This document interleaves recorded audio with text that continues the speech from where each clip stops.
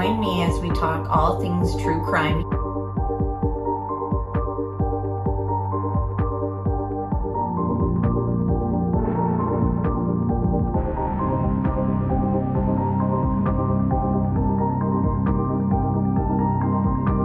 Made contact and shattered. The missing 4-year-old. The parents have called in and but the mother has went through a wall, came home, now they can't find her. Chad, where are Lori's kids? They've been missing for 4 months. You have nothing to say? 4 were stabbed multiple times and were likely asleep during the attack. Some had defensive wounds. Most of them had just like one that was the lethal stab wound. Oh, what a tangled web we weave. Once I told a lie, and I told my family, I had to keep lying.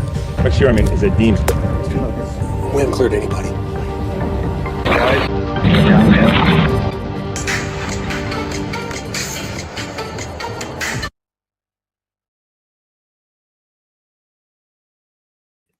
Hello, how's everybody doing today? We are covering the madelinesoto's case. Stephan Sterns is the defendant, aka the murderer in this case. Allegedly, I should say, since he has yet to be tried. And speaking of which, the trial was supposed to start this month. It has been pushed back. He had a hearing this week, which he did not attend. He has yet to attend any of his hearings. In Florida, you are not required to attend every single court hearing. So he has opted out of every single one that he can. So we have yet to see him really in court for anything related to madelinesoto. And his lawyers requested a delay in the trial, and that seems to be what is happening for him right now. So we'll be keeping an eye on the new date or whatever is going to be happening as far as his trial dates. But as of right now, it is not happening this month, which we kind of predicted. Thank you all for being here. Hi, Dustin, Adrian, Sherry, Sweet Melissa. Hello, Zoe, Johnny, Planet Jace. Good to see you. Is sound good? Hi, Little Red, Kimberly. Good to see everybody. Derek's here. Hello. Happy Friday, everybody.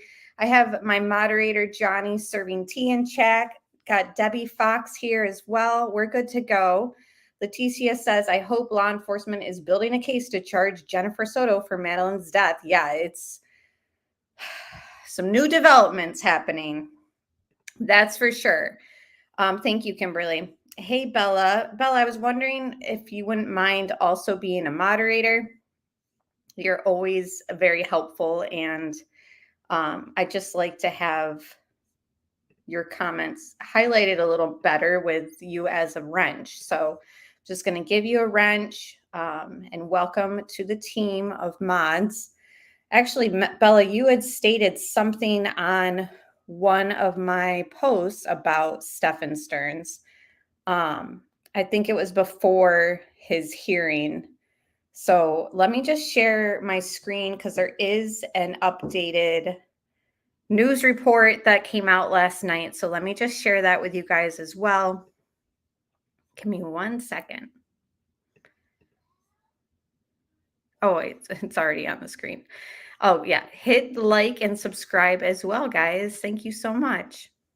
Tonight, we've got some new details in the disappearance and murder of 13-year-old madelinesoto. To get you up to speed here, Madeline was reported missing on February 26th after not showing up at school. Her mom's boyfriend, Stephan Sterns, was arrested days later on sexual battery charges. Her body was found March 1st in Osceola County. Authorities now believe Sterns killed Soto at her Kissimmee apartment, then dumped that body miles away in St. Cloud. Now we're learning a second car traveled to the location where the teen's body was later found. News 6 investigator Mike DeForest explains. Shortly after madelinesoto was reported missing, detectives pieced together the movements of Stephan Sterns' car using license plate readers, traffic cameras, and other surveillance cameras. Now, I've been going through some of the evidence released by prosecutors and discovered detectives also traced the movements of a second car. Stephan Sterns has pleaded not guilty to sexually molesting and murdering madelinesoto. If convicted, he faces the death penalty. Sterns originally told investigators that he dropped the 13-year-old off at school, but she never came home. Authorities now say that was a lie. On February 26th, the day that Soto was reported missing, detectives say they were able to trace the movements of a silver Lincoln that was driven by Stearns. Around 12:49 in the afternoon, the Lincoln was caught on camera leaving the Venetian Bay Village Apartments in Kissimmee, where Soto lived with her mom. The car was then photographed multiple times as it traveled east towards St. Cloud and Old Hickory Tree Drive. That's just blocks from where detectives would later find Soto's body. After remaining in that area for about an hour, detectives say the silver Lincoln returned to the apartment the same way, arriving back around 2:43 p.m. That was on February 26th. The very next morning, around 3:18 a.m., detectives say a different car, a white Nissan, left the apartment complex and took nearly the exact same route down to Old Hickory Tree Drive. And we have learned through the document deep dives that we've been doing, we've done 4 of them so far. And thank you, Bella. She said that his court hearing has been rescheduled and pushed back to October 14th. The judge also has stated that it wasn't a problem for them to kind of delay for more time. And there is supposedly going to be over 170 witnesses. So the white car that they're referring to right here, that is Jen Soto's vehicle. And we learned that through some of the discovery and investigation files that we'll be digging back into. We will be discussing some of the emails that have come out as well. I know certain channels like the Docket and Plunder have paid for those emails, and other channels have already started reading them. I'm going to summarize the emails and then play let me make sure I got that name right. Bed crime stories. I'm just going to play a small little clip of an email that I think is very significant. So, after spending about a half hour in the area where Soto's body was later found, the white Nissan headed back to the apartment. Now, records released by prosecutors do not indicate who owned that white Nissan, and the reports do not say whether investigators believe it was Stearns or someone else traveling in the Nissan that morning. There are still a lot of unanswered questions about Madeline Soto's death. I expect to learn a lot more as prosecutors continue to build their case against Stearns. Mike DeForest, News 6. So they stated that they're not sure who owned the white Nissan, but we know through the files that we've been combing through that it was actually Jen Soto's vehicle. So I guess we don't know who exactly was driving it when they returned, but it seems as though somebody returned the next day to the crime scene. The dumping site, because now they're claiming that the crime scene they believe was the apartment or the condo, whatever you want to call it, that they lived in. And hello, Criminality. Good to see you, Roro, and everyone else who's joined. The cadaver dog did hit on the white Nissan. Yes. Gosh, what part was that in? We're on part 5 of reading those documents. That might have been back in part 3. It showed more interest in her white car. Yes, from what I remember.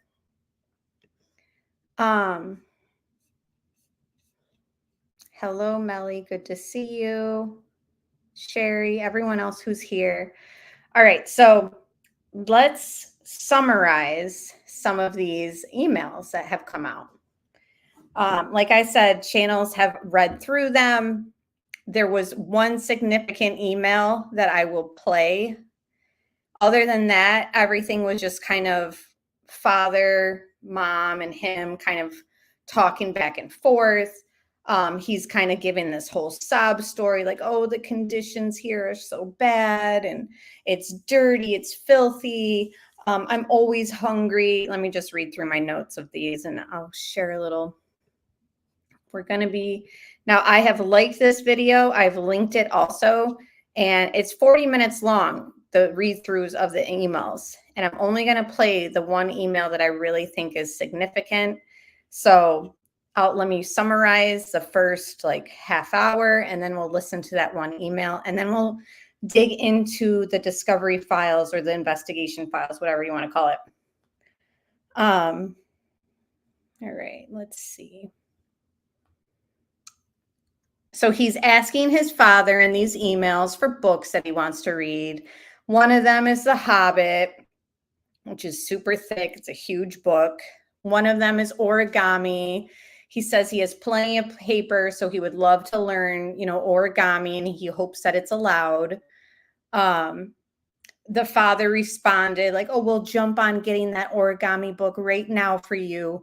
There very much reminds me of the Watts. Like if you guys ever listen to the phone conversations between the Watts family and Chris, when they're very much like, we love you, son, and hang in there and stay strong.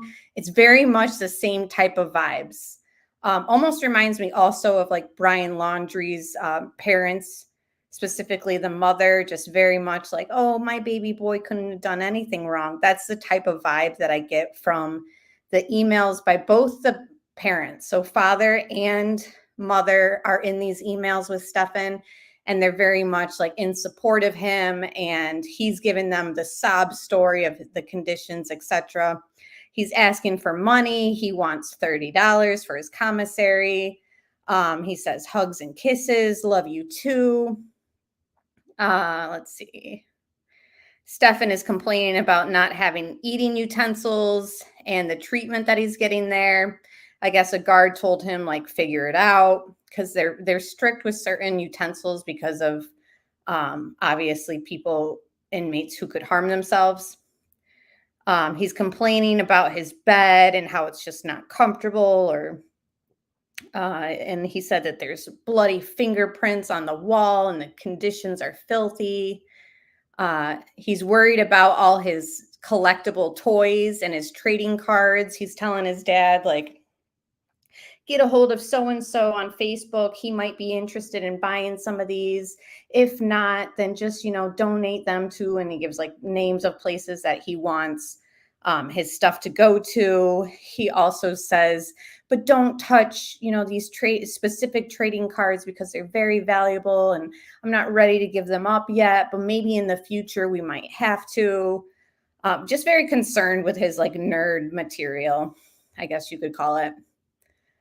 He says something, his parents are talking about the puppies that they're raising because his mother, breeds and believes she shows dogs. I think they're poodles. So he said, I love smelling and holding the puppies. The mother says, wish you were here too. Big hugs and stay strong. We love you.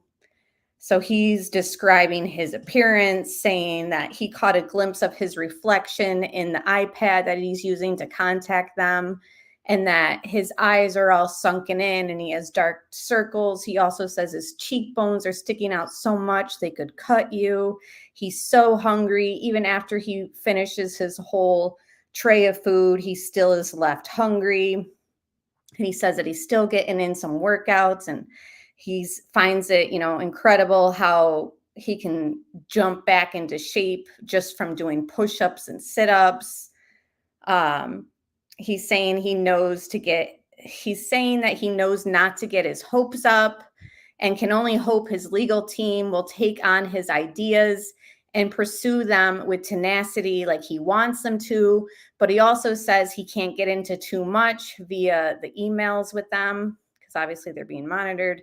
Says that there's still a slim hope for his situation, and he still maintains hope that he can go home once this nasty business reaches its end. So he's talking to his family, like obviously not about the crime specifically, but he's pretty much saying like, I've given my lawyers a plan and an avenue to explore. I hope that they take my ideas, seriously and, jump on what I want them to do, like legally through the courts.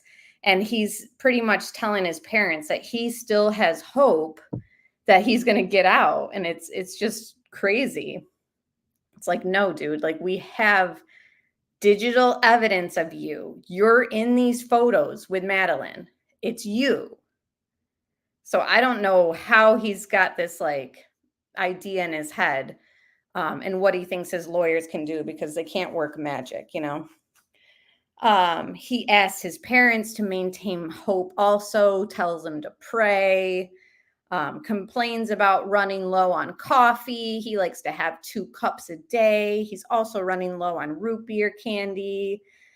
He's got some problems with his commissary, apparently, that he's been talking to them about, the guards about and stuff. His father's like, I hope all that commissary business gets worked out.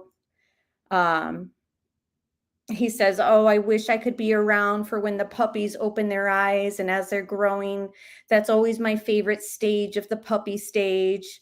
His father emphasizes his commissary issue, pretty much saying, like, you know, make sure you get that worked out or hope it all works out.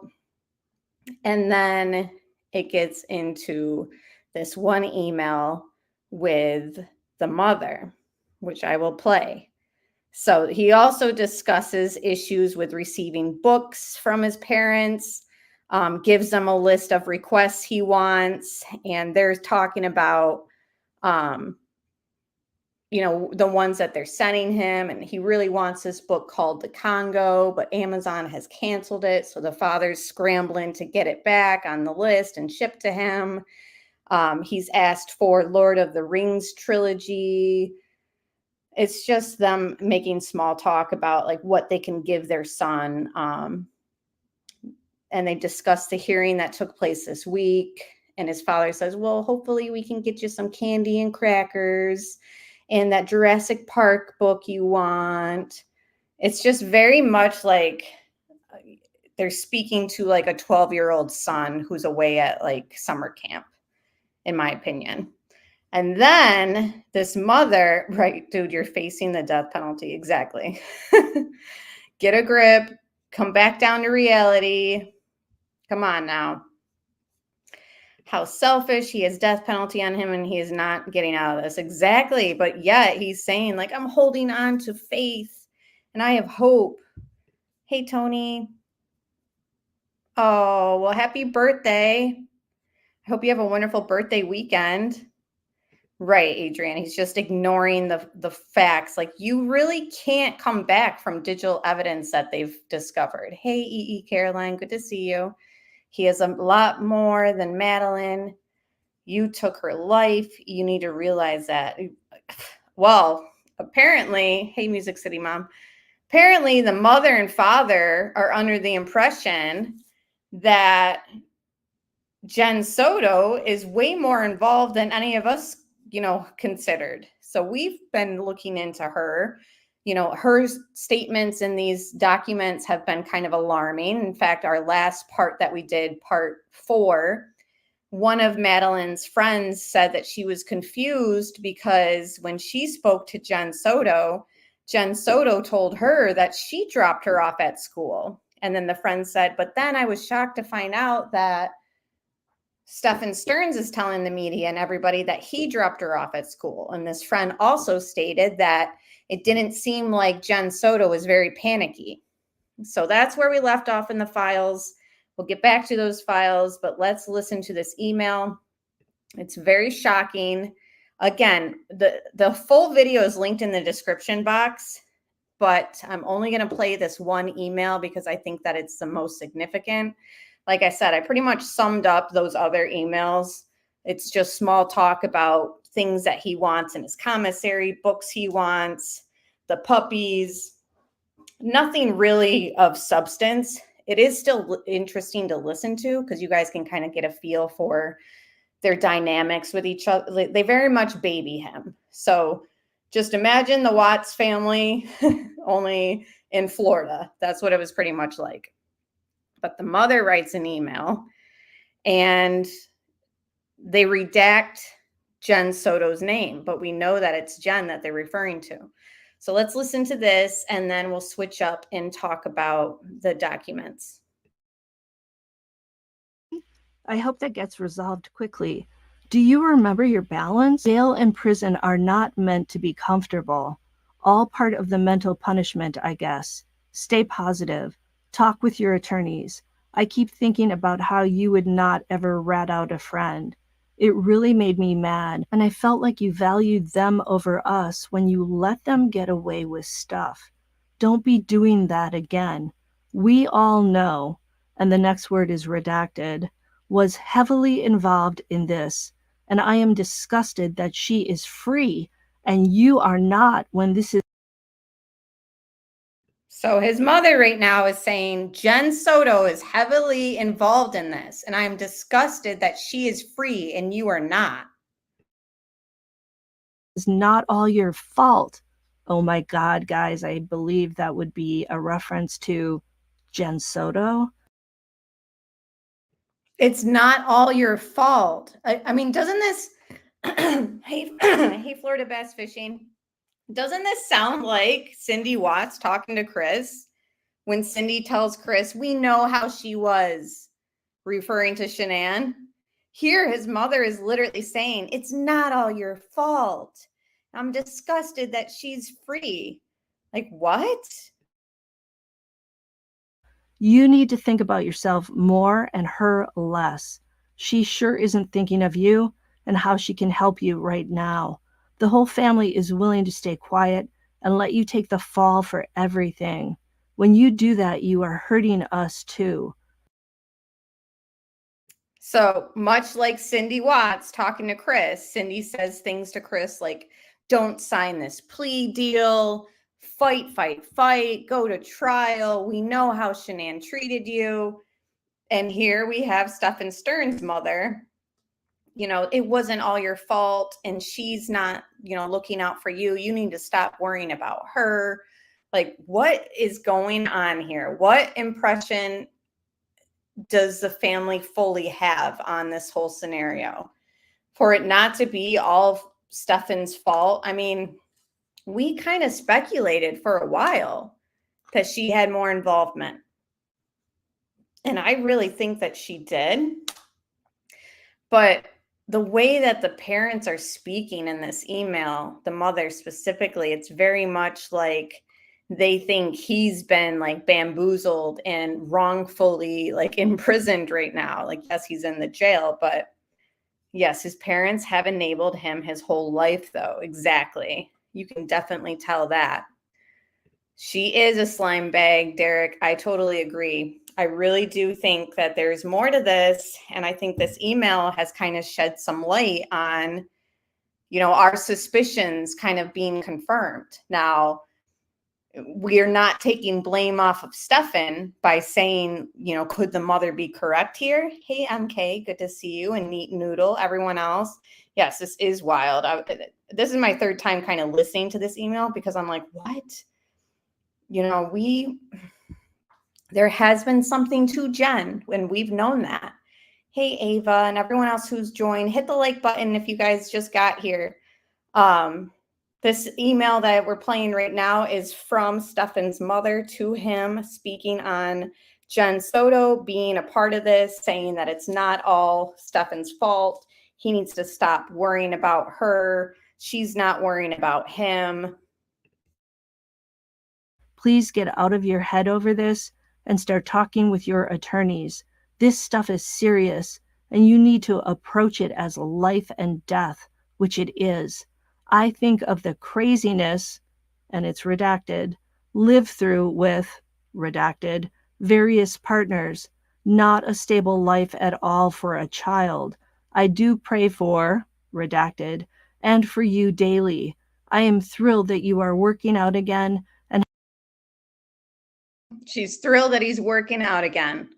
And she pretty much was just shaming and blaming Jen Soto for having an unstable environment for Maddie to live in, multiple partners, blah, blah, blah, blah. And it's like, those are all elements that we've kind of pointed out about her. You know, she was married and then got divorced. And very soon after her divorce, she meets Stephan. And they have this on and off relationship for 7 years. I don't see how having an unstable environment, like with men and dating, like the mother was just kind of saying right there, has anything to do with, you know, her being involved in the murder. Just not really sure the connection there. It's almost like she just wanted to squeeze that in there to kind of bash her. Indigo says, of course, his mother is going to want to cast blame on someone else. That doesn't mean that any of the things she's saying are true. That's right.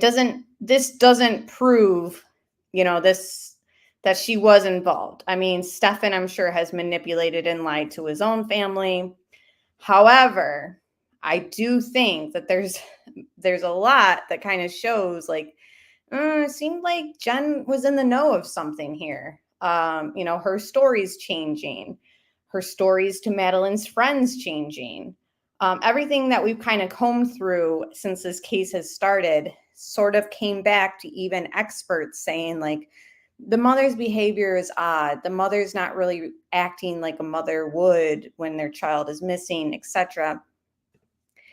People have been, exclaiming that they want Jen Soto arrested. Aunt Kimmy says, I don't doubt that Jen is involved, but it doesn't take away from the heinous acts he committed against poor Madeline. No, you're right.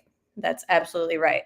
But I think that we've all kind of been waiting like, okay, so when's Jen going to get arrested? What's going on with Jen? Where has she been? Is she going to be a witness for the prosecution? Is she striking a deal? Is she turning on Stephan? Is he going to turn on her? The mother right in this email was saying, you need to, look out for yourself and talk to your lawyers and treat this like this is life or death, because it is. So something's going to be concocted, I think. In the worst case speculation, we might wonder if Stephan shared his secret images with his dad. Oh gosh, pure speculation, but not impossible if some of the rumors are true about. Yeah, I mean, that would have to be shown through digital evidence. I have no doubt that Stephan shared images, but I don't know about the father. Jen could be next for child neglect, child endangerment, possibly an accessory. We will have to wait and see. Yes. Agree. I wonder why they enabled him. I wonder if they did something they felt guilt for. Yeah, the unstable part is letting Stephan into her household, right, on and off for 7 years. Yeah, it has nothing to do with what her monster of a son did. Exactly. Her having an unstable environment for Madeline. Exactly. Parents are delusional. Yeah, let's listen. Hey, Roxanne, let's listen to this. The mom turns their back on the boyfriend's essay and allowed it to continue. Unfortunately, like DV, the abuse escalates.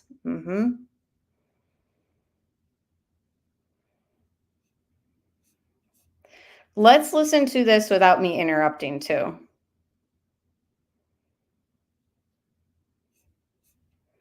But I don't know, guys. I really do. Hey, Voices, good to see you. And thank you for gifting 5 memberships. If you guys are in chat and got them, make sure you share. Thank you so much. I appreciate that. Before I rewind this and kind of listen to it through, I mean, I do think that Jen is involved. I don't know what level. I really don't. And I can't come out here and say like, yes, she's an accessory after the fact, or yes, she's the accomplice. She did this or that. Like, I don't know. But I think that we've kind of all had this hunch that something's not really adding up with Jen.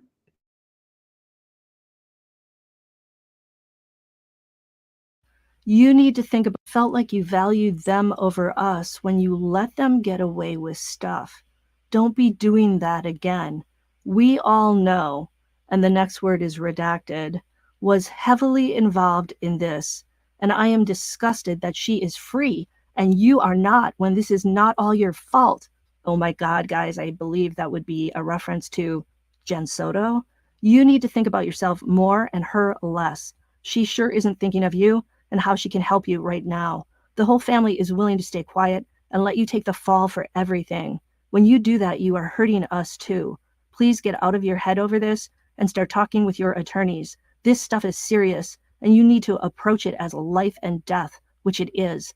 I think of the craziness, and it's redacted, lived through with, redacted, various partners, not a stable life at all for a child. I do pray for, redacted, and for you daily. I am thrilled that you are working out again and have a physical outlet for the stress. I hope you get your coffee and candy straightened out quickly. So far, I haven't seen a cancellation of Congo. Let us know as stuff filters down to you through the system. This origami book is just paperback, no paper, just patterns if I read it right. Well, I'm off to feed the curly ones now. Love, hugs, and prayers now, and every day and night, Mom. End quote. Oh my God. All right, so that was the email I really wanted to share with you guys. I'm going to pull up the documents now. Again, this is on Bed Crime Stories, linked in the description box if you want to listen to the full email exchange. I did summarize them for those who joined late. Yeah, it's apparent. I think it is her real voice. It's not like a bot. Yes, she's 100% involved, Being Bio Girl says. Oh, sorry, 1000%. I've never thought otherwise. I do think something is going on with Jen. Have for a while. Just don't know what level, right? But one main thing, yeah, exactly. I hope you get your coffee and candy worked out. I know it. It's terrible. And thank you, Legendary. It's good to see you. Thank you so much for that super chat and saying hello to my great moderators and friends in chat. Guys, it's too much. Thank you so much. I really appreciate you, Legendary. Jen traded her daughter for a few hours of sleep and to keep Stephan around, I think. It's disgusting. I'm telling you, there's more to this story. I believe that Jen Soto is involved as well in the essay and the murder. Oh my gosh. You're leaving, Legendary? Aw. All right. Well, you know where to find us.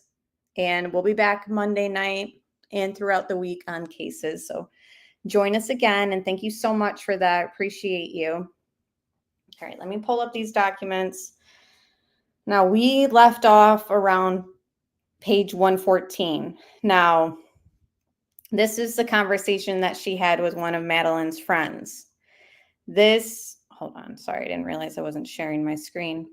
This was where we kind of we had to reread it a few times. I know it's been it's been like a week since we've dug into this, but to refresh your guys' memory, this is where we were kind of like, wait, did she give a different story to Madeline's friend?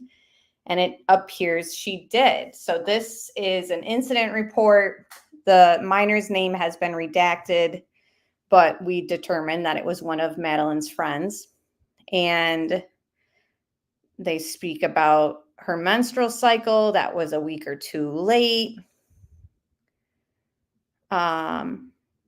She thought Madeline was a virgin, did not see or hear anything to the contrary. So this is what she says. Jennifer, Madeline's mother, was never freaking out. So this is a statement from the friend who's noticing, the mother of Madeline, is contacting her, like, have you heard from Madeline? But she was never freaking out. And this is a direct quote. And she thought it was weird that she said that she dropped Madeline off at school initially when Stephan said that he did, and was shocked when they saw the news about Stephan's arrest. So again, this friend is saying, like, yeah, Jen's demeanor, she was never freaking out, very confused because she told me that she dropped off Madeline, and then it came out that Stephan did. So does that, another example of stories changing? All right, now let me flip through some of this stuff. This looks like information about cars that were repoed and that they are doing stuff on Friday, March 1st, 2024 at noon. I, Detective Latasha Davila, facilitated the towing of the silver Lincoln MKZ bearing flag, or the Florida tag, blah, blah, blah, license plate number. Then it gives the address. I met with Ace Record Driver at the ESST building where they collected the silver Lincoln, which was secured within a vehicle bay on a flatbed tow truck. I followed the tow truck to the Orange County Sheriff's Office, where the vehicle was turned over to the crime scene investigator, Shay Janik. I'm butchering all these detectives' names. I'm so sorry. Janiak. This concludes my involvement in the case. So this is just about possession of their vehicles and, how they're handing things over. This next incident report, This administrative information is in regards to a black Samsung phone. Not sure whose it is, but it looks like the assignment was given to the squad sex crimes. And I think we know why. I'll scroll down some more. See what this is. Incident report, supplemental report on February 27th, 2024. And guys, I'm not looking at chat, obviously. I'll look after I finish this page of reading. At approximately 15:40 hours, Detective L. Acosta responded to Asbury Park, located at 5100 West Town Center Boulevard, Orlando, Florida, to assist in a missing juvenile investigation. The following is a synopsis of my involvement in the case. On February 27th, Detective M. Tagler and I responded to, and then the address is redacted, to make contact with Stephan Sterns, and I'm assuming that's Jennifer Soto, but her name is continuously redacted. Detective Tagler and I conducted digitally recorded interviews with both Stephan and Jennifer. Stephan provided verbal consent for Detective Tagler and I to review his cell phone in front of him. It should be noted, Stephan's cell phone contained only phone calls, texts, and other data from the last day. Stephan indicated he accidentally factory reset his cell phone on February 26, 2024, while attempting to update his phone. Stephan provided verbal consent for his cell phone to be taken by the detectives for further examination.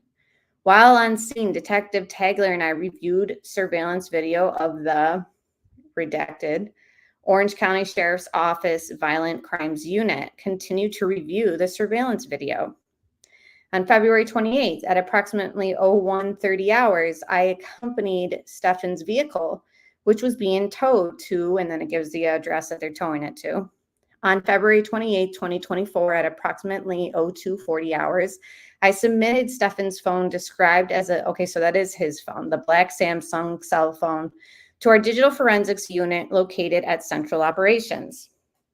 On February 28th, at approximately 15:12 hours, I transported Stephan from his hotel located at, and then gives the address of the hotel, to Central Operations. On March 1st, I reviewed and collected video surveillance from Town Place Suites, Orlando at Flamingo Crossings. The video surveillance revealed the following. On February 28th, at approximately 02:13 hours, Stephan, and then redacted, I want to say it's Jennifer, but I don't know, and Stephan's father checked into the hotel at the front desk. Stephan and Jennifer are given room 239, and Stephan's father is given room 203.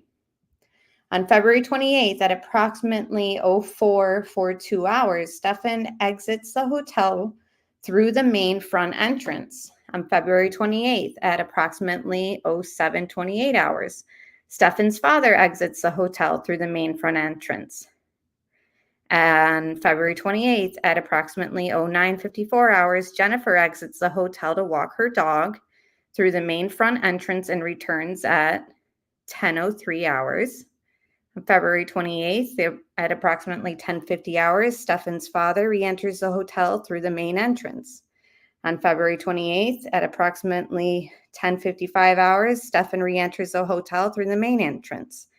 On February 20th, so this is just them, obviously. They stayed in a hotel while crime scene units were at the house, obviously doing their surveillance and their, just doing the crime scene stuff that they do. What is the word?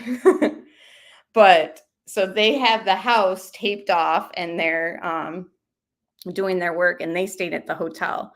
So then now this whole report is just them looking at what Stephan, Jennifer, and Stephan's dad were up to the time that they were staying at the hotel. Stephan's father, and then gives a time that Stephan's father checks out of the hotel at the front desk. Surveillance footage from the time Stephan exits and enters the hotel through the main front entrance were uploaded to evidence.com. Lock interrogations for room 239 and room 203 for the period Stephan, Jennifer, and Stephan's father were checked into the hotel were also uploaded into evidence. This concludes my involvement in the case. So this is just their paper trail of them, watching them while they're at the hotel. So this is also a supplemental administrative information incident report that involves a gray iPhone 13 Pro, which was seized. Let me check on you guys in chat. Hello, Teresa, and everyone else who's here. Unravel, Grateful Mama, good to see you. Yeah, if you guys just joined, if you want a recap of the emails and listen to the main email that was, very shocking, that is in the first bit of this live stream. Angie Erickson, good to see you. Okay, guys, good to see everybody. Yes, remember, thank you, Johnny, to hit that like button. I pray I'm wrong, but I've always felt Jen did something and he cleaned up, mostly because he is a dirtbag. But if I'm right, so is she. I truly hope I'm wrong. You're not the only one who said, I would not put it past Jen to be the one that did this purely out of jealousy of Madeline. The BS about who dropped her off at school, like 2 BF stories, not coordinated well, right? And I don't think they ever expected this friend, to give the information saying like, well, Jen told me that she, dropped her off. And then, I was surprised when I saw that Stephan is claiming that he dropped her off. Thank you so much, Melly, for gifting the membership, and welcome to the member. Melly's in chat if you got it. So if you want to give her a thank you, it's greatly appreciated. I'd love that. And MK dropping 10 memberships. Thank you so much. And welcome to those members. And everyone is thanking you guys. So thank you guys so much. Derek, oh my gosh, guys, gifting 5 memberships. Welcome to those members. And thank you, Derek. We appreciate you very much. One of my longest members on this channel. Yes, you are wonderful, MK. Melly, you are too. Derek, everyone who's here right now. I mean, even if you hit the like button, that's all I ask for. Legendary for those super chats. Thank you so much. I think he might have left, but either way, you guys are awesome. All right, let me get back into these files, and then I will touch base with you guys in chat too. So another seized phone, iPhone 13 Pro.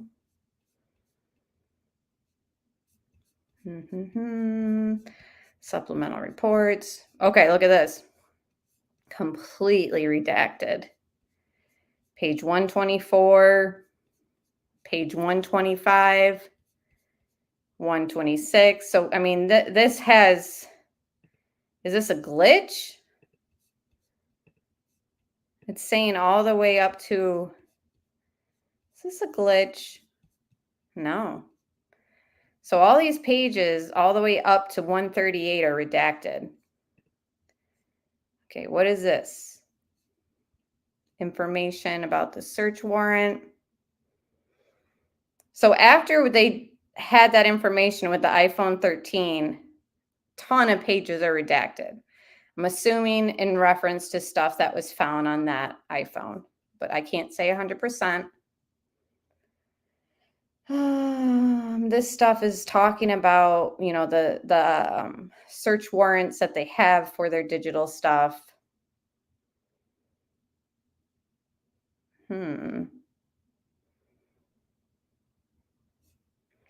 Let's see what this says.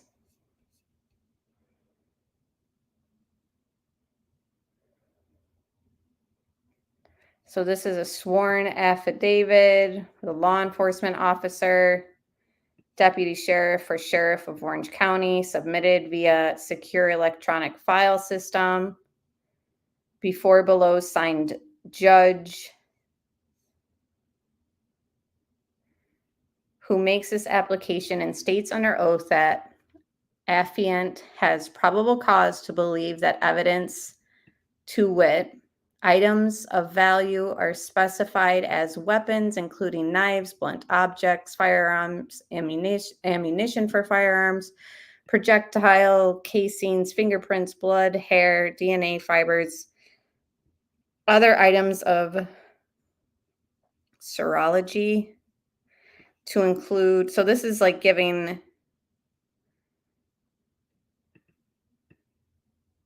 what they're allowed to search for, maybe.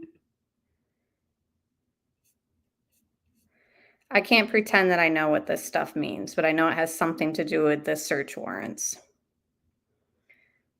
Okay, what is this?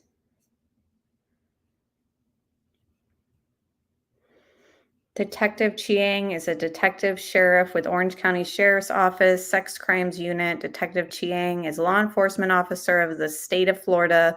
In that, Detective Chiang is empowered by law to conduct investigations to make arrests for offenses enumerated within meanings of Florida state statutes. Detective Chiang has been employed by the Orange County Sheriff's Office since February 2021. Detective Chiang has received training pertaining to investigating drugs, narcotics, investigations, aggravated persons crimes, murder, attempted murder, home invasions, robbery, SA, etc., in addition to nexus between the before mentioned crimes and money laundering, as well as additional related offenses. Detective Chiang's training and experience as a deputy sheriff form the basis of the opinions and conclusions set forth below, which I drew from the facts set forth herein. As a result of your affiant's training and experience, your affiant has probable cause to believe that the following: on February 26, 2024, at approximately 200 hours, the 13-year-old victim, Madeline Soto, was reported missing by her mother, Jennifer Soto.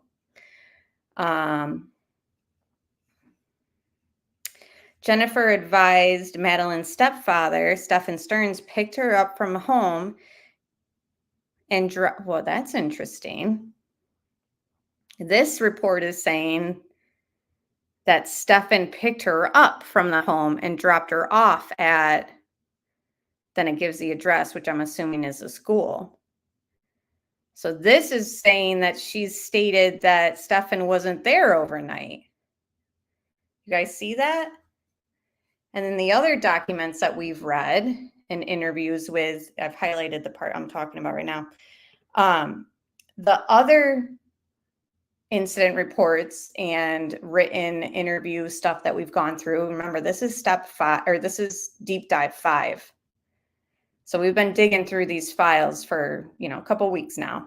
And all the other stuff that we've read, we heard that Stephan stayed the night after the birthday party, and Jen wanted to get some sleep, sent them to go upstairs to sleep in the same bed and room. And in the morning, he went into her room. Stephan went into Jennifer's room to look for the dog leash. And Jen got up to help him find the leash. And then she laid back down and stated she never saw Madeline that morning, but she thought that she might have heard her, but she wasn't sure because there were voices in the kitchen, but it could have been some of the roommates. But now we're reading this. And it says something about, she's saying that Stephan picked her up. Stephan Stearns picked her up from the home and dropped her off at, and then it redacts the address, on February 26, 2024. Jennifer then went to pick up Madeline from school at dismissal and learned Madeline never showed to school. So where is this coming from that Stephan picked her up? An interview was conducted with Madeline's stepfather, Stephan Stearns, who advised he picked up Madeline. So he's also saying that he picked up Madeline. It's like, no, you stayed the night. You didn't pick her up. You took her there and dropped her off in front of the Peace United Methodist preschool. Gives that address, which was down the street from her school, at 8:40 hours. She begins class at 9:30 hours. The license plate reader captured Stephan's vehicle with Florida tag, blah, blah, blah, and driving away from the school at 8:10 hours. During the interview with Stephan, he provided consent to search his phones. However, he stated he had accidentally performed a factory reset on the phone. And that's not changing, that whole thing. Oh, it was an accident. Right. The same day, Madeline went missing. Right. After an extensive canvass of the area and interviews with Jennifer's family and Madeline's family and friends, it was unusual for Madeline to be dropped off down the street from the school and to not stay in communication with family and friends. Based on the totality of the circumstances, it is believed a suspect has intentionally interfered with a parent or guardian's custodial rights to a minor. Your affiant requests this search warrant to search the apartment Madeline was last known to be located at and obtained evidence to assist in this investigation. Based on the foregoing and your affiant's knowledge, training, and experience, Detective Matthew Chiang has probable cause to believe that the items of value are specified as weapons, including, so yeah, everything that I was just kind of skimming through and reading were like the stipulations for this search warrant, like what the judge is allowing, why they're allowing it, etc. So that's pretty much what this is saying as well. You know, they're allowed to tap into certain things, you know, and grab anything that has to do with fingerprints, blood, hair, DNA, fibers, other serology, to include clothing and other items. So yeah, this is just given the okay, and then placed under oath, all that, signed, sworn, and subscribed, blah, blah, blah. This also, I'm assuming, is going to be sort of the same thing. Search warrant, you know, stipulations and all that. And then see the description and the directions are all redacted. And this is signed by the judge. Just skimming through, guys. More information about search warrants.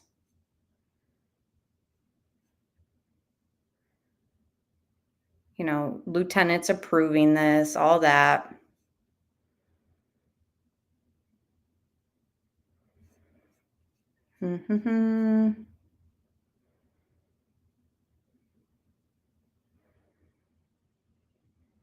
This says the same thing, that Stephan picked her up and dropped her off at school. Now, is that a clerical error? Is that miscommunication? Is that blatant lies? Don't know. This is another day that they receive a warrant.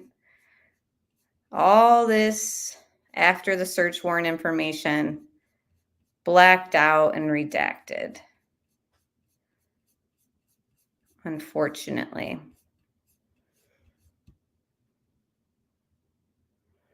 This is in regards to the search warrant for his Lincoln.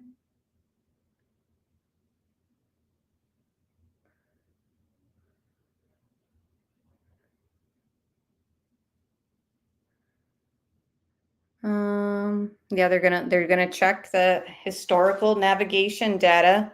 So everything that they can kind of pull from any computer log in these phone or in the car, like the GPS, everything like that, they're getting the okay here to pretty much deep dive into everything, grab the SIM card out of it, etc.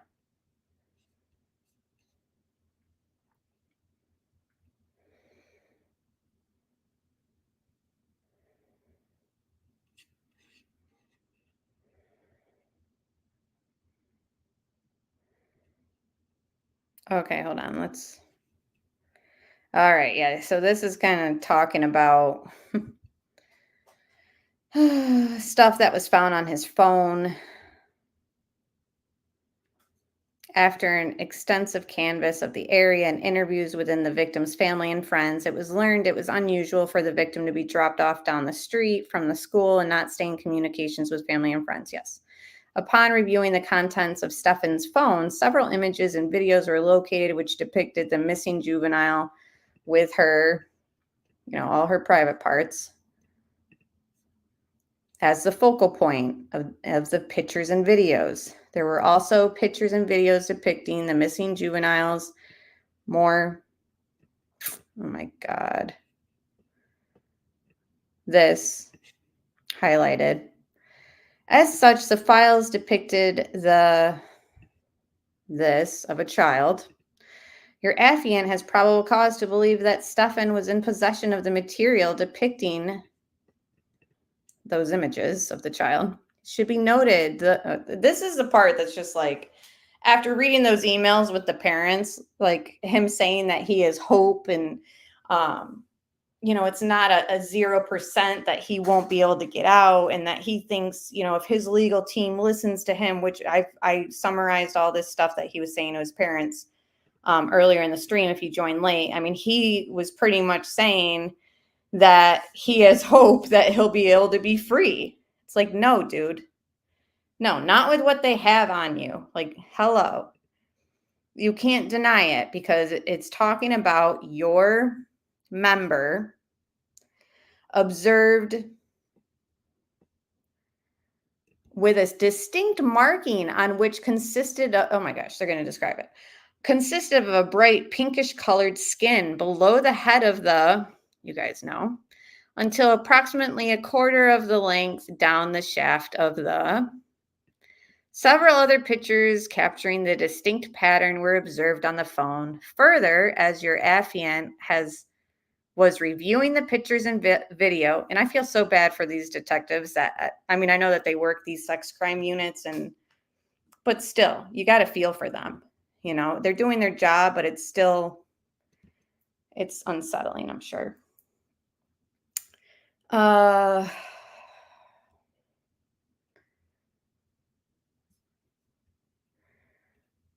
I was observing several different pieces of clothing to include pattern, underwear, shirts, blankets, and sheets. Simultaneously, detectives of the Orange County Sheriff's Office were executing a search warrant at Stephan's home, address of, and then all that's redacted. This address is where the victim and her mother lived. The detectives searching the residence were contacted and confirmed they found the same distinctive clothing worn by both Stephan and the victim in Stephan's room and the victim's room. Based on the totality of the circumstances, your affiant has probable cause to believe Stephan committed SA, familial custodial authority, on the victim. Should be noted there were pictures and videos collected on several different dates over the course of approximately 2 years. Based on the foregoing of your affiant's knowledge, training, and experience, Kyle Cole has probable cause to believe that 2010 Lincoln MKZ bearing Florida license plate, blah, blah, blah.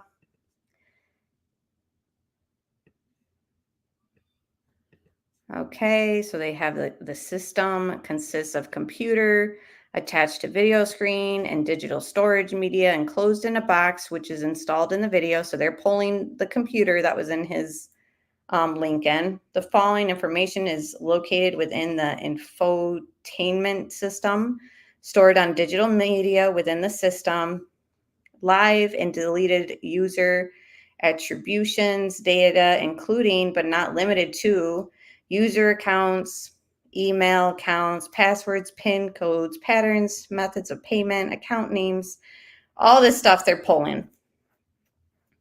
They're getting live and deleted historical navigation data tracks. So they are deep diving.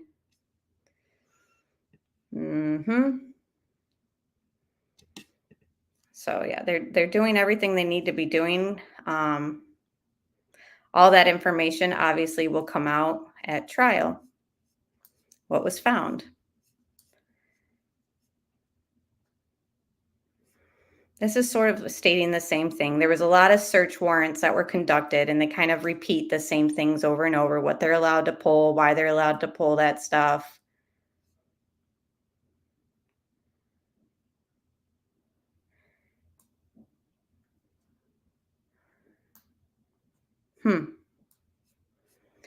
Okay, yeah, then we get into a bunch of redacted stuff.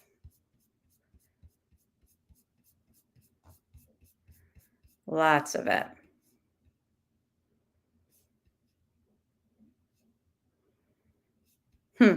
Okay, hold on. Let me see if there is anything new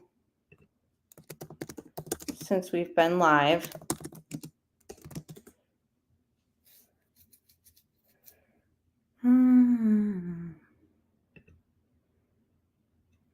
We'll just read this Fox report about the emails that we kind of have already kind of summarized and gone through and listened through.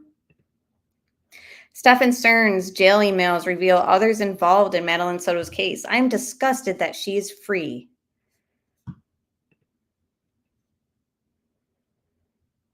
And that was stated by Stephan's mother in regards to Jennifer. New details tonight in the death of 13-year-old Maddie Soto. Jail emails between her alleged killer and his parents suggest others could be involved in her murder. Fox 35's Randy Hildreth is joining us live here in the studio right now. So, Randy, you've been going through these messages. What do they say? Yeah, good evening to you, Luann. They say a lot. Now, we have yet to see Stearns in court, and investigators have said he hasn't said much since his arrest in February. So this is the first time we are hearing from him and his family. New jail emails reveal the family of murder suspect Stephan Stearns believes others are involved in 13-year-old Maddie Soto's murder, and they are urging him to speak up. In a message through the inmate communication system, Stearns' mom wrote on June 25th, quote, "We all know, name redacted by law enforcement, was heavily involved in this, and I am disgusted that she is free and you are not when this is not all your fault." Stearns didn't acknowledge the allegations in his reply. Also, new from the state, a case report that shows investigators tracked 2 cars during their search for Maddie. The investigator explained how a license plate reader was used to track a Lincoln MKZ the morning of February 26th. That's the day 13-year-old Maddie was reported missing. That's the car investigators say Stearns was driving when he allegedly dumped Maddie's body in St. Cloud. But they also tracked a white Nissan. They say that car traveled the same route and stopped at the same spot as the Lincoln MKZ just a day later on February 27th. The driver allegedly left the apartment complex where Maddie and her mom lived around 3:15 that morning. Investigators say the driver stopped at Old Hickory Tree Road in St. Cloud around 3:35 a.m. That's the area where Maddie's body was found. A little over 30 minutes later, the driver went back to their apartment complex. Now, the report doesn't list who detectives believe was driving the car or who it was registered to. The report doesn't list who detectives believe was driving the car or who it is registered to. The car's tag number is redacted in the report. Maddie's body wasn't found until March 1st after investigators received a tip. Stearns is charged with first-degree murder in her death. Now, Stearns is the only one charged with Maddie's murder. His trial was set to start next week, but a judge granted a motion to allow his team more time to prepare. Stearns' next court date is in October. Back to you. Randy, thank you for that update. All right. And I just seen some of your guys' comments from when I was reading, and somebody asked if Stephan returned to the scene the next day. What? No. Okay. We don't know who was driving that Nissan. Now, I know that reporter just said, we don't know who was registered, blah, blah, blah. Well, we do, because we've been digging through these files for weeks now. And that white Nissan that returned the next day is Jen Soto's car. Now, we don't know if Jen was driving or if Jen was with Stephan, but somebody drove Jen's car out there the following day. Now, why exactly did he return to the scene? Don't know. Very interesting though, right? Just looking at your guys' comments too.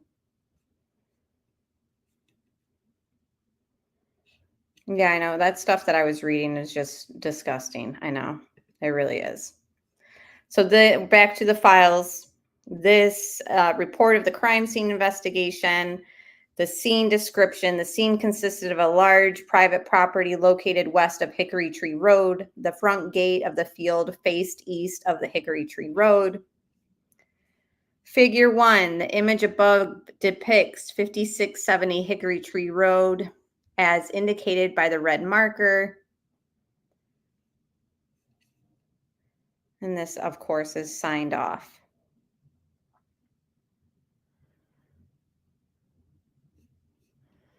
Narrative.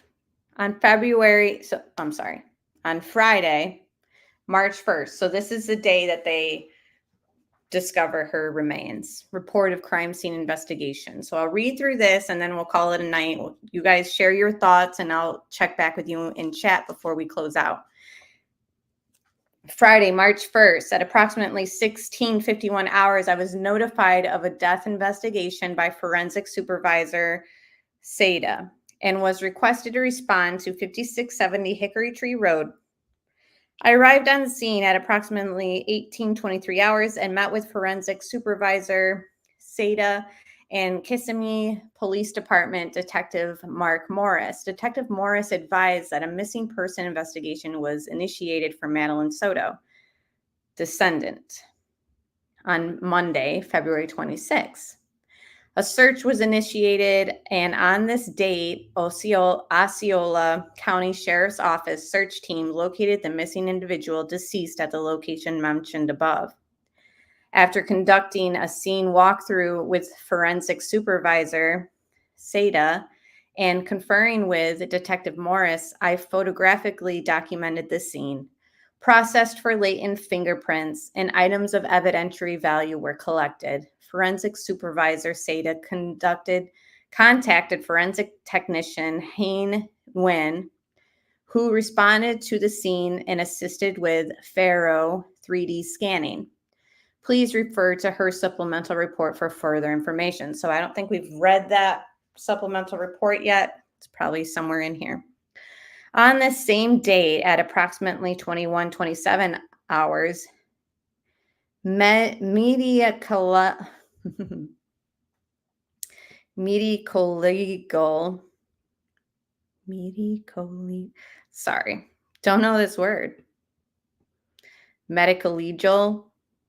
investigator Carison Robinson from the District 9 Medical Examiner's Office arrived on scene and took possession of the victim.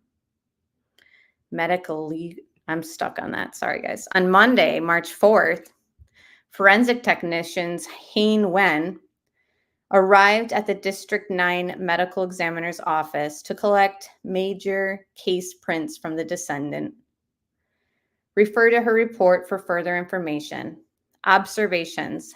I arrived on scene at approximately 18:23 hours on March 1st and observed the scene to be secured with crime scene tape, and this crime scene contamination log was initiated. The scene consisted of a private property west of Hickory Tree Road, and tire fragments were observed east of Hickory Tree Road. So is that where, he did pop a tire. Everyone, and not everyone, but a lot of people, including Gray Hughes, went on court TV stating, well, that was probably just him. It was staged. He didn't really have a flat. And he, probably wanted to make it seem like, in case he was seen out there, that he was there because he was changing a tire. No, the fool really did pop a tire, it seems.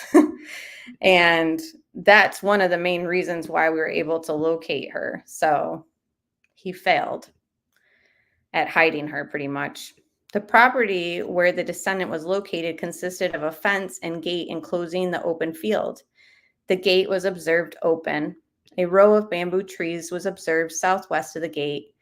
The descendant was observed on the north end of the trees. The descendant was found in between the bamboo trees and covered with dead vegetation. She was observed in a prone position with her head face down and facing north. Both her legs were observed bent at the knees and facing south. She was observed wearing a green hoodie with the hood covering her head. Oh my gosh. And isn't that interesting that none of the surveillance stuff that we read, like when they were talking about him driving around with her, none of it said that her hood was up. It just said that she was lumped in the seat, passenger seat, slumped to the left. So when he dumped her, he puts the hood over her head. Blue jeans and white socks. So she's not wearing the Crocs. In fact, one of the Crocs was in Jen Soto's room, we found out. And the other Croc was in the dump with her laptop and backpack. And she's wearing blue jeans, even though Jen Soto said she was wearing black shorts. Remember?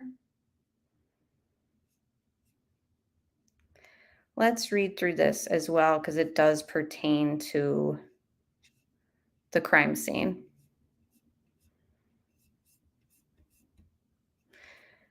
There's that word again. Medical legal investigator Kerrison Robinson from District 9 Medical Examiner's Office arrived at approximately 21:27 hours and took custody of the descendant. Once the body was repositioned for further documentation, she was observed in a state of decomposition with visible insect activity around her mouth, left eye, ears, and right hand. Discoloration was observed on her face, neck, torso, back, and hands. Photographs. A series of 192 photographs were taken using the Canon, blah, blah, blah, digital camera. Then it gives the lens number, flash. The images consisted of overall mid-range and close-up views of the scene, descendant, and items of evidentiary value. The images were digitally uploaded. Latent fingerprint processing. The following areas of the metal gate from the property were processed for latent fingerprints using the dusting method with black fingerprint powder. North gate, top 3 bars, negative. So all these things that were, scanned for fingerprints all came back negative.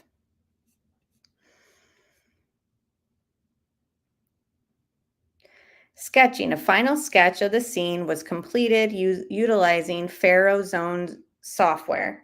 The sketch is not to scale, and all the measurements are approximate. This sort of has her body.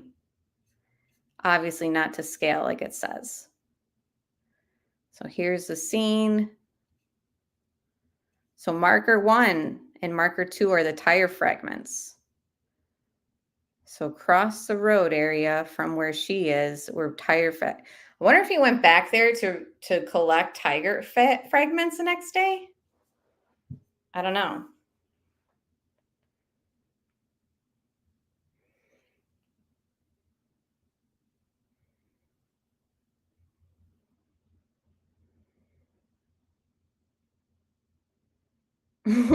Have I been mispronouncing it?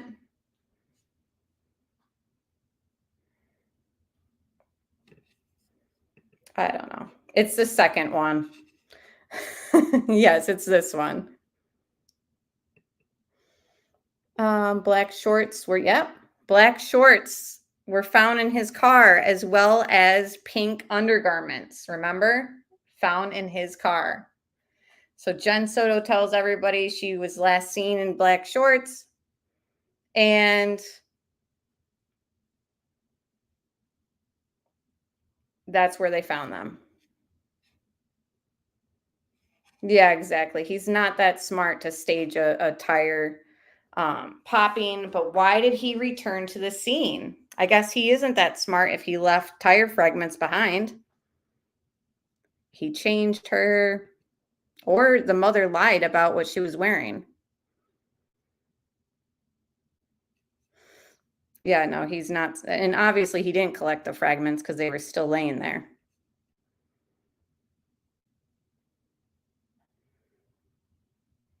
Sorry. So yeah, it's decedent, not descendant. Sorry, guys.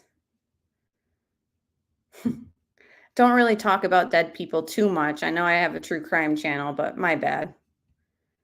Decedent. Yes, fool.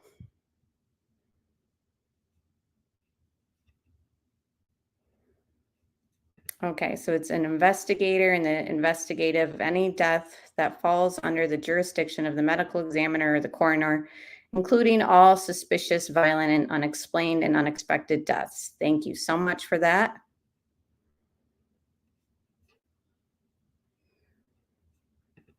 I don't think it was planned. I think it was legit, Derek, because there's tire fragments there.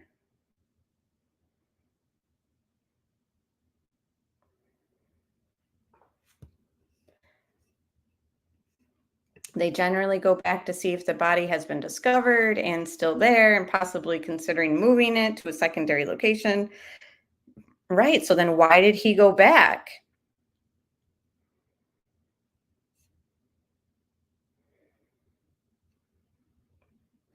So I've heard the investigators or the district attorney, I can't remember who, Roro, but they said there's not going to be a plea deal on the table for this. Don't know if they were just kind of talking to, you know, stay tough because of how heinous this crime is or what, but it doesn't seem like a plea deal is going to be on the table. Yes, they did. That's right. And we read through that on one of their read-throughs. They collected a tire from the dump. But people were still kind of wondering, like, was that staged? Well, these tire fragments at the scene kind of, I mean, I'm sure they're going to have forensics match the rubber or whatever. Thank you, Bean Bio Girl.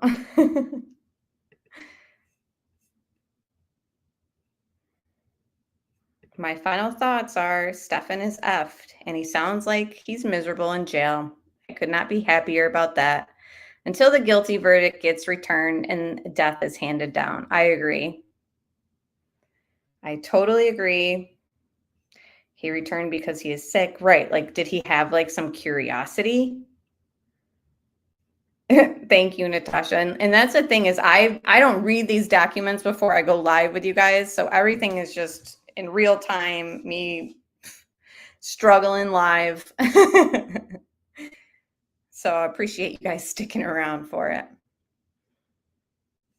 Maybe he did go back to change her R-Whip, like, but then why keep the shorts and undergarments in his car? I mean, I guess this just goes back to him being sick, right? Like, the heck? Yeah, no plea deal. If a death penalty was a death penalty, that is it. I agree. And just how much this, you know, she is a child. She suffered. Thank you, Adrienne. Ugh, I know, like keeping the shorts in her undergarments. It's just, I know he's vile. He's stupid. Thank you, Being Bio Girl. Appreciate it. Yeah, that's what is strange. She didn't even see her that day. Yes. And remember, they were given the description of what she was wearing, and Stephan was saying it. And then she interrupts him. He said something about dark black or blue pants, and she interrupts and says black shorts. I don't know. That's weird, him going back. But we've seen even in the Koberger case, he went back the next morning, remember? Oh my gosh, Zoe. Kind of like Brian Koberger. He went back the next morning at 9:30 a.m. Right. Very, very interesting.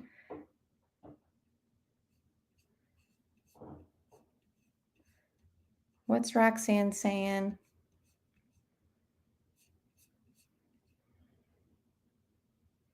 I don't think he planned to put her body there, but got a flat. Oh, I truly think he was going to put her into the swampland because that's the way he was headed. He probably went back to consider moving her. Oh my gosh. So now you just got me thinking about how the cadaver dog showed more interest in her car. So did he move her? And was that the secondary spot? I don't know.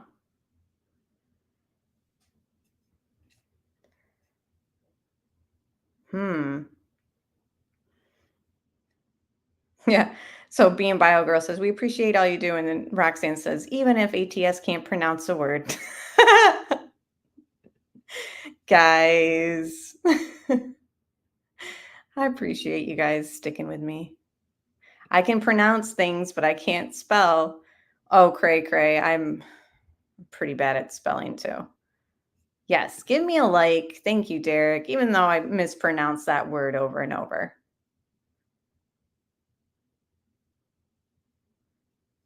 But yeah, that's the thing is these topics are so heavy. You know, if we can have a little humor break when we can get one at the expense of me, yes, make fun of me. I'll give it to you guys. No problem.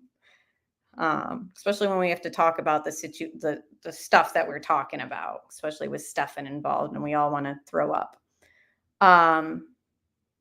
Interesting. Derek says, I'm not as convinced with Brian.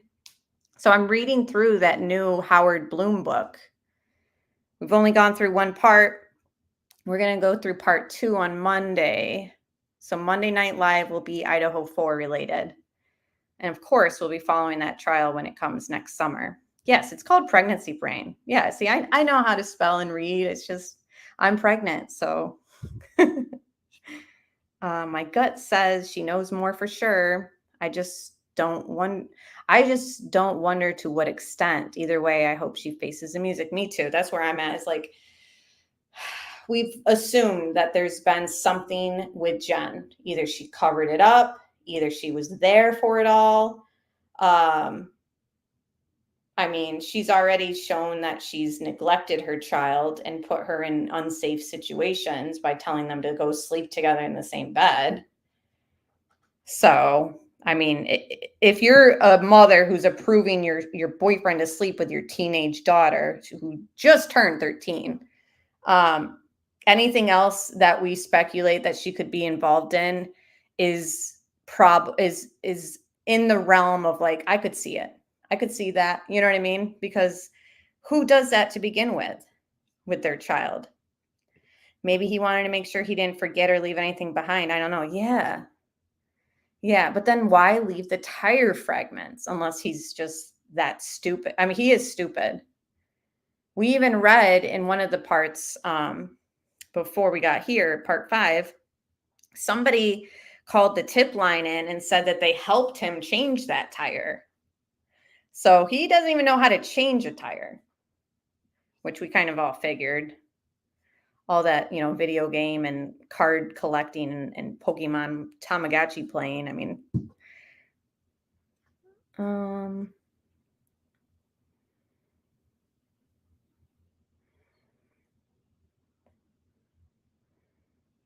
yes.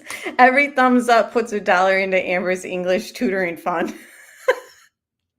You're lucky I like you, Planet Jace.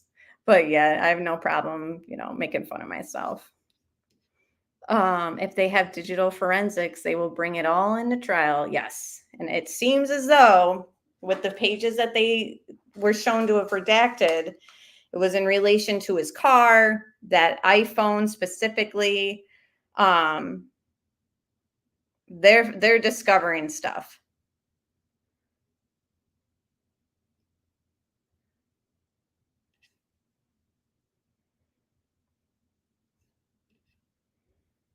Oh, thank you, Kelt. I appreciate that. And yeah, go back to the beginning because we summarize the emails and we play the shocking email from the mother.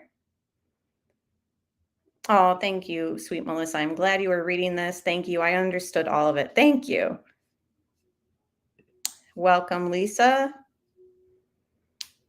Yeah, this mother is responsible for her child. And look what happened.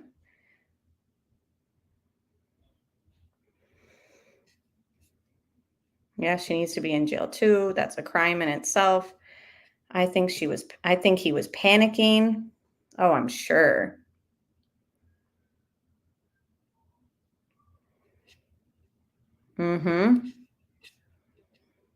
Tony's still here. I feel she is just as guilty and even more guilty than he is to enable all that happened to Madeline. Yeah. I think we've given her a lot of grace over these past, since she went missing, February 26th this year. We've really tried to understand Jen Soto's thought process, why she's acting this way. We don't know her, we don't know her baseline. We don't know how she normally acts, but we know that how we would be acting, and it just really didn't add up, right? Maddie had her whole life ahead. Yeah, his mommy and daddy never taught him to be an adult. Yeah. Lock Jen Soto up. Oh no, I'm the same way, Planet Chase. If you knew how my brother and I like joke with each other, I mean, for example, when we were kids, I'd be singing a song and he'd be like, "Who sings that?" And I'd be like, "Oh, Britney Spears." And he'd be like, "Then why are you?" And it's all in fun, but it's I can take a little bit of jokes like that. All right, guys. I think we've yes, I agree, Bella. There's a lot of sealed evidence. Florida laws keep underage children protected. That's lives taken, sealed before and after trial. And we will get to see in the courtroom, luckily in Florida, they have, unlike California and New York, no cameras allowed. We'll see into the trial, but like you stated, there's going to be things that we will just never see. Which, with the contents that we know right now, I think we're all okay with that. Game over. Right.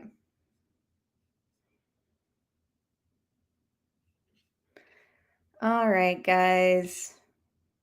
Thank you so much for everything that you guys say in chat, your thoughts. I agree. Now I'm thinking she's involved. And I don't think that Stephan's mother's email has really sealed the deal for me in thinking that. I think that we've kind of just thought that. Yes, Vicky, I do think Santa Claus was involved. All right, guys. Thank you, Letitia, everyone else who's here. Thank you, Derek, all my moderators, Being Bio Girl, Johnny. Your brother seems like a wise man. Don't sing. All right. Then I won't sing happy birthday to Tony, but I will wish her a happy birthday again. And I hope you have a great birthday weekend. Yes, Melly, thank you. Thanks for being here, everybody. Hit the thumbs up on your way out. Roxanne says, everyone have a good night. Adrian says, thank you, Amber. Thank you for all being here. Thank you, everyone, for joining us. Welcome to the new members and subscribers. Have a fantastic weekend, everyone. Enjoy your time with your friends and family, and see you next week. Yes, Monday night, Idaho 4. Thank you, Amber, and awesome mods. Hope everyone has an awesome weekend. Yes, thank you so much, Lisa. All right, guys, we will talk very soon. Zoe, what happened? You said that's creepy about Sebastian. Now I got to know before I leave, or just state it in chat. But yeah, thanks everybody. So again, join me Monday night where we'll do part 2 of the Idaho 4 book by Howard Bloom. Gosh, I always forget the name of the book. Now I got to freaking pull it up. Lots of stuff going on though, guys. When the Night Comes Falling, we'll be doing part 2 on Monday night. Then, of course, we're following the updates for the Karen Reed motions and all that. Of course, the deep dives into the Watts case. Of course, any new information from Gypsy Rose's pregnancy. I have heard since our last night's stream that Ryan, her husband, who she's divorcing, is convinced that he is the father. Now, I don't know if that rumor is true, but somebody said that he stated it in a TikTok live. So we're going to be waiting for those paternity results. You can get a paternity test done when you're pregnant. I believe it's a little invasive though, so it's not really done a lot. I don't know though. I can't say 100%. I know. Stop it, y'all. We act like we're never going to see each other. I know. And our goodbyes last forever, right? Okay, guys. Again, happy birthday, Tony. See you guys Monday night. You might see me in some chats. Oh, really? They're getting divorced? Now I don't believe in true love anymore. Stop. I'm done with Gypsy. I know. It's a train wreck, Derek. I can't look away from it. Yes, I'm still in awe from Emily Baker in the Baldwin trial. Wow. Completely dismissed. And quote, he was weeping in court. He's an actor. Of course he's weeping. I don't know. That whole thing's a mess. I couldn't believe it either. Anyways, guys, we'll talk soon. Yes, Colorado gave Gannon's records out. Yes, they did. And I seen those crime scene images when he was found in that suitcase. It was shared with me from people who cover the case. And I wish I'd never seen them, but terrible. Yeah, you couldn't believe it either, BioGirl. Like, what the heck? I guess it pays to be rich and famous? Or is this technicality legit? I don't know. I guess it was legit, but who knows?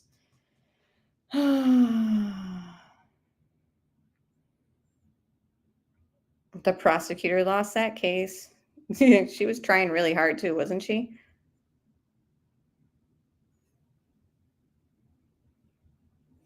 Yeah, Colorado gave out the information, not Florida, right?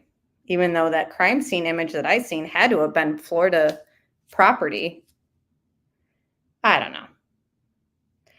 I don't know, Johnny. I don't know. He said Alec is not responsible. He's an actor, not a weapons probe. I don't know. That whole topic is very controversial. All right. Yes. Derek's like, good night, all. Okay. Yeah, that's it. We're done. Good night, everybody. See you guys next week.